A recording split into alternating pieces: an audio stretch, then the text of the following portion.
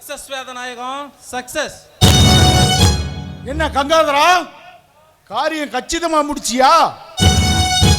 என்னதான் ஆண்டவன் அருளை கொடுத்தாலும் காரியத்தை கச்சிதமா முடிக்கிற புத்திசாலித்தனம் இருந்தா மண்ணை கூட மலையாக்கிடலாம், தவிட்ட கூட தங்கமாக்கிடலாம். நீங்க சொன்ன மாதிரியே நல்ல சிவத்தோட நிலத்தை என் பேர்ல எழுதி வாங்கிட்டேன். அதுக்குண்டான பத்திரம் இருந்தாங்க.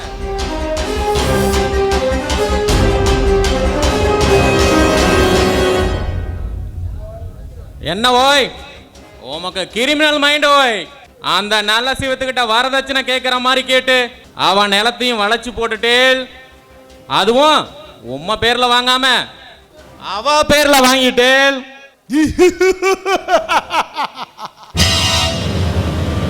போடுற திட்டம் சரியா இருந்தா பொட்டி பாம்பு இல்லடா, புத்துல இருக்கு பாம்பு கூட பொங்கி வந்து படம் எடுக்குமா? என்ன 10 வருஷம் ஊரை விட்டு தள்ளி வச்சான அந்த நலசிவத்தை பெத்த பிள்ளைங்களை ஒதுக்கி வைக்கிற காலம் வரத்தாண்டா போகுது. ஆதிசேஷா, கங்காதரா, இந்த விஷயம் எக்காரணத்தை கொண்டும் என் பையன் மருதுவுக்கு தெரியக்கூடாது.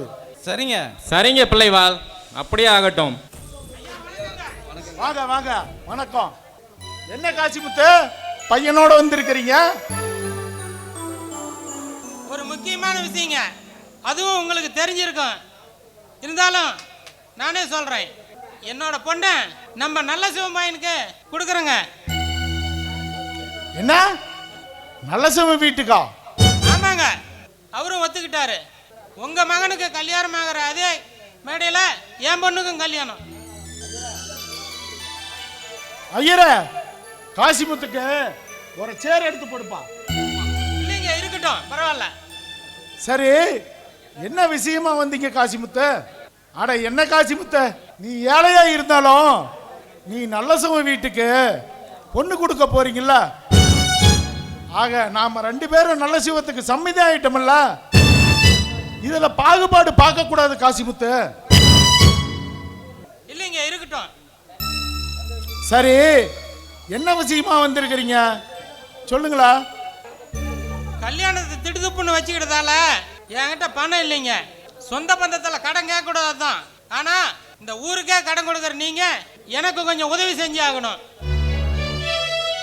ஆமாங்க ஐயா, எங்கள் அப்பா ரிட்டையர் ஆகிறதுக்கு இன்னும் 1 வருஷம் தான் இருக்குது.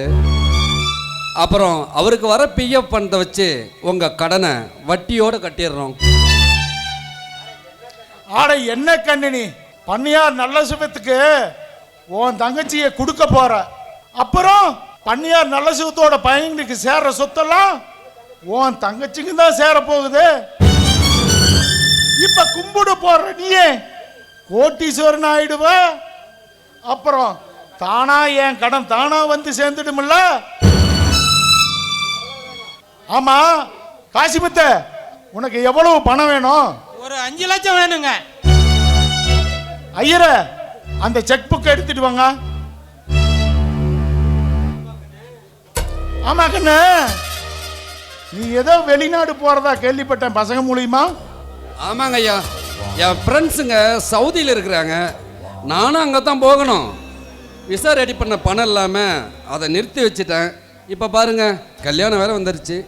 கண்ணு, கல்யாணம் வந்துருச்சுன்னு கவலைப்படாத, அது உன் கஷ்டத்தில் தீக்கிற கல்யாணமா இருக்குது. அதுக்கு கல்யாணம் இப்போ நீ உன் தங்கச்சி கல்யாணம் பண்ணி வச்சுட்டேன்னு வச்சுக்க, அதுக்கு உன் தங்கச்சி உதவி பண்ணுவா. எப்படின்னு பார்க்குறியா? கல்யாணம் பண்ணிட்டீன்னா நல்ல சிவத்தோட மகனுக்கு, நல்ல சிவன் சொத்தெல்லாம் மகனுக்கு தான் சேரப்போகுது, அந்த சொத்து உன் தங்கச்சிக்கு தான் சேரப்போகுது. நீ அதுக்கு வழிபடுற வேலை உன்னோட கையில தான் இருக்குது. இந்தாங்க ஐயா ஐயரே, செக் புக்கு.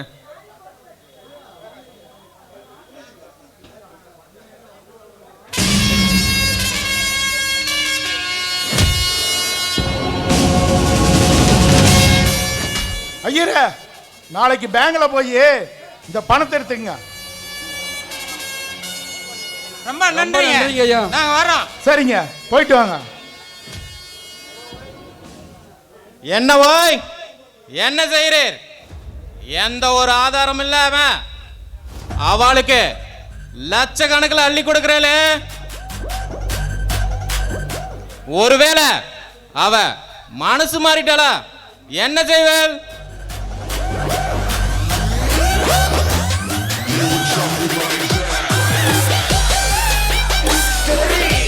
ஐயரே, காரணம் இல்லாம கரன்சியோட மாட்டான் இந்த வேதநாயகம். இதையே சாக்கா வச்சு நாளைக்கு நான் காசிமுத்தை கசக்க போறேன். ஏன் டார்ச்சர் தாங்காம அவன் புள்ளைகிட்ட ஓட போறான். அவன் புள்ளைய நெருக்க போறான். அவன் புருஷனை நெருக்க போறான். புரியல? நல்ல சிவத்துக்கு ஒரு பக்கம் தான் ஆட்டின்னு நினைச்சேன், இப்ப ரெண்டா பக்கமா ஆட்டி விழுகுது. எப்படி ஐடியா? சும்மா சொல்லக்கூடாது ஓய் உண்மை. அந்த மகாபாரதத்துல அர்ஜுனனுக்கு கிருஷ்ண பகவான் தேர் ஓட்டின மாதிரி, தேர் ஓட்டுறப்ப போட்ட வீக மாதிரி வீகத்தை நல்லாவே போடுறேல.